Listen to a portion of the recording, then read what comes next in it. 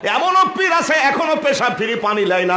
আমি আপনার মুরিদান কত আছে বলে 1010 আছে, বলে পেশাব ফিরে পানি নিলেন না কেন? আমাকে বলছে কারবালার জমিনে হুসাইন পানি পানি করে মারা গেছে, ওই পানি আমি এই জায়গায় ঠেকাবো না।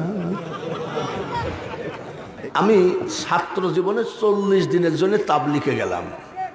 তো তাবলিগে যাই দেখি যখন ইমাম সাহেব সালাম ফিরাইয়ে ফেলে, সালাম ফিরানোর পরে আমির সাহেব উঠে লাফ দিয়ে উঠে বলে, ভাই বাকি নামাজ আনতে কিছু দিনের আলোচনা হবে, একটু বসেন, বসলে বহুত বহুত। তা আমি মনে করলাম এদের ফায়দা যে কি আমি তাই দেখব।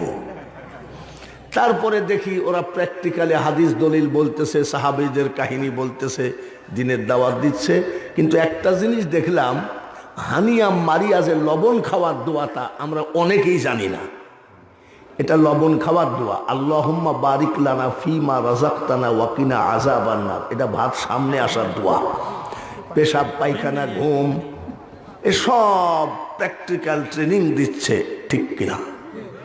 তা আমি কই কি ব্যাপার, এখানে তো আল্লাহ রসুল আর কুরআন হাদিসের কথার বাইরে কিছু নাই, কিন্তু সেই তাবলিগকে মানুষ এত খারাপ বলে, চিনি ডবল দেয়।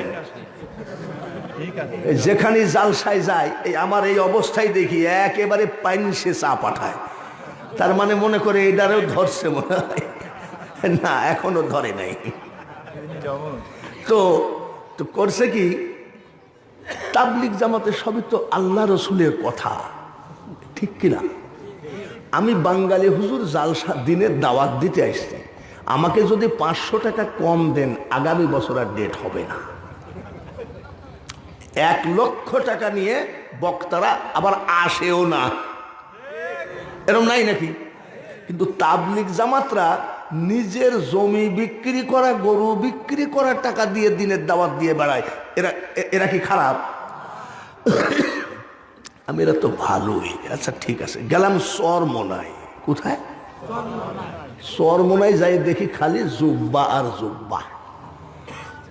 আমি দেখি তো এখানে কি হয়, পীর সাহেব ওয়াজ করতেছে, এ বাবা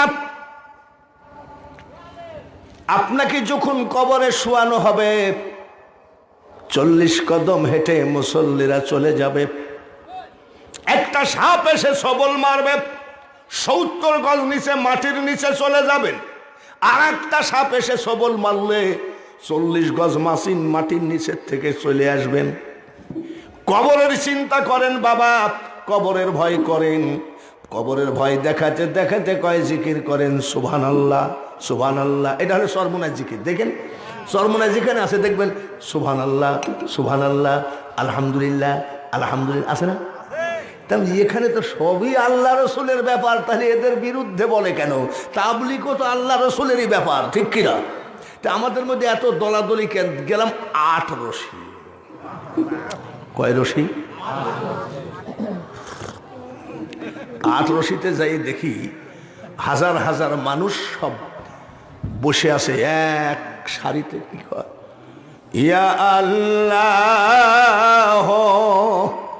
8 রশি, ইয়া রহমান ইয়া রহিম। আমি এরাও তো আল্লাহকে ডাকে রে। আমাদের মধ্যে এত দলাদলি কেন? তাবলিগেও আল্লাহকে ডাকতেছে, চরমোনাই আল্লাহ, 8 রশিতেও আল্লাহ। গেলাম ফুরফুরা, হাওড়া স্টেশন থেকে 700 টাকা দিয়ে, ইন্ডিয়ান টাকা দিয়ে একটা গাড়ি ভাড়া করলাম, প্রাইভেট কার ভাড়া করে গেলাম ফুরফুরা। ফুরফুরায় যাই দেখি ফুরফুরা পীর সাহেব মুরিদানের সামনে বলছে, এ বাবা চোখটা বন্ধ করো, কলবের দিকে খেয়াল করো, তোমার কলব তোমার পীরের কলবের দিকে মুতাওয়াজ্জা আছে, এটাকে মুরাকাবা বলে। তোমার পীরের কলব তোমার দাদা হুজুরের কলবের দিকে মুতাওয়াজ্জা আছে। এইভাবে রসুল পর্যন্ত গিয়ে বলতেছে, পড়ো লা ইলাহা ইল্লাল্লাহ। এখানেও তো আল্লাহ রসুলেরই ব্যাপার। তাবলিগ, চরমোনাই, 8 রশি সব তো আল্লাহ রসুলেরই ব্যাপার। গেলাম আজমির শরীফ। আজমির যাই দেখি ওখানে তো বাংলা নয়, দেখি তো কি হয়। জব এ জীবন টুট জায়েগা आसमान जमीन फना होगा, कहाँ रहे गसब ये कुदरत है ओ तेरी, ओ दुनिया बनाने वाले क्या होगा दुनिया तेरी। আমি এখানেও তো সেই লাইন মোতাবেকই কথা রে, মানে আল্লাহকে বলছে হে দুনিয়া বানানে ওয়ালে, যখন কিয়ামত হবে তখন এইসব কোথায় যাবে এটাই বলছে। আমি এটাও তো ঠিক আছে রে, আজমিরও ঠিক আছে, ফুরফুরায়, চরমোনায়, তাবলিগ, আটরশি, দেখি শাহজাদপুরে আমাদের কিছু লোক মুরিদ হইতে আসে, ওইখানে একটা কওমি মাদ্রাসায় আমাকে প্রধান বক্তা করেছে। ওয়াজের পরে মুফতি সাহেবকে বললাম যে ভাই একটু পীরের দরবারে যাবো, তো চলেন যায়। পীরের দরবারে ঢুকলাম তো জিকির করতেছে সব গোল হয়ে বসে, চন্দ্র সূর্য গ্রহ তারা আল্লাহর জিকির করে তারা, মানুষ হইয়া তোমরা কেন আল্লাহ আল্লাহ করো না। আমি এখানেও তো আল্লাহ, আমাদের মধ্যে এত ঝামেলা কেন? আমি এই টেনশন আমার চাই না। গেলাম চিটাগাং মাইজ ভান্ডার,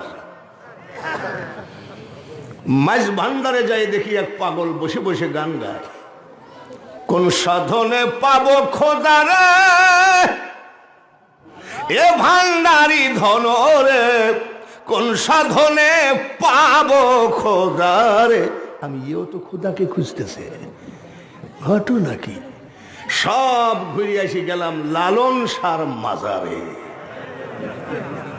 আমার বাড়ির থেকে 5 মিনিট হাইটে গেলেই পাওয়া যায়। দেখি তো কি হচ্ছে, দেখি এক বাবাজির মুস 25-26 বছর মুস কাটেনি, মুসগুলো হলুদ হয়ে গেছে। হলুদ হয়েছে কি জন্যে?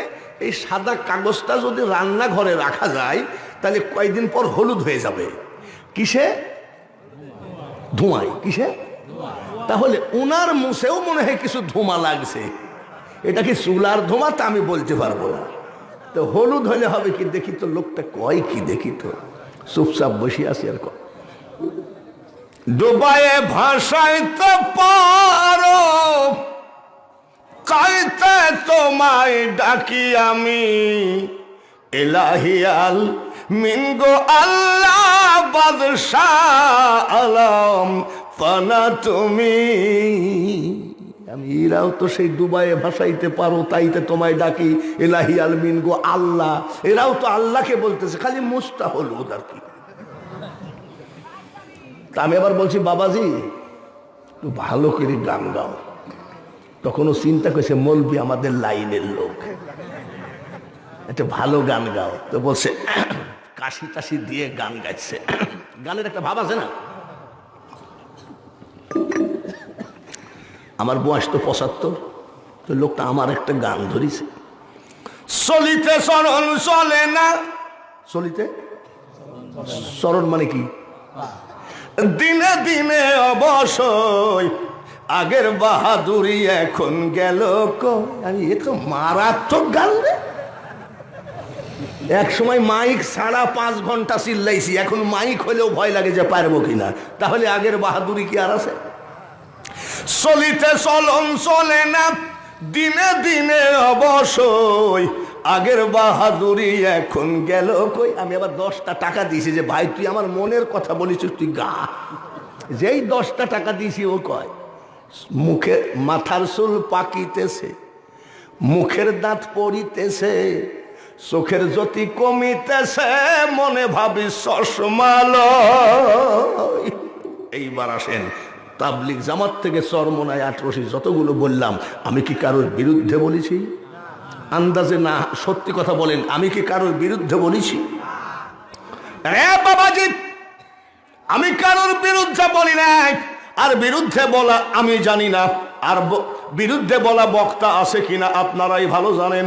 আমি একটা কথা বলতে চাই, মাইজ ভান্ডার যাও, 18 যাও, চরমোনায় যাও, ফুরফুরায় যাও, যেখানেই যাও না কেন, মন গড়া ভাবে ইবাদত করলে ওই ইবাদত আল্লাহর দরবারে পুজবে না।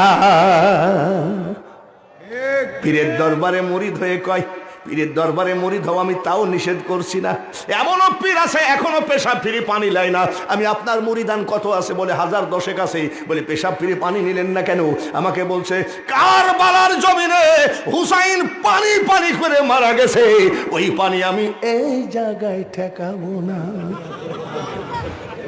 এইগুলো কি দলিল না মন গড়া দলিল? জোরে বলেন ঠিক কিনা?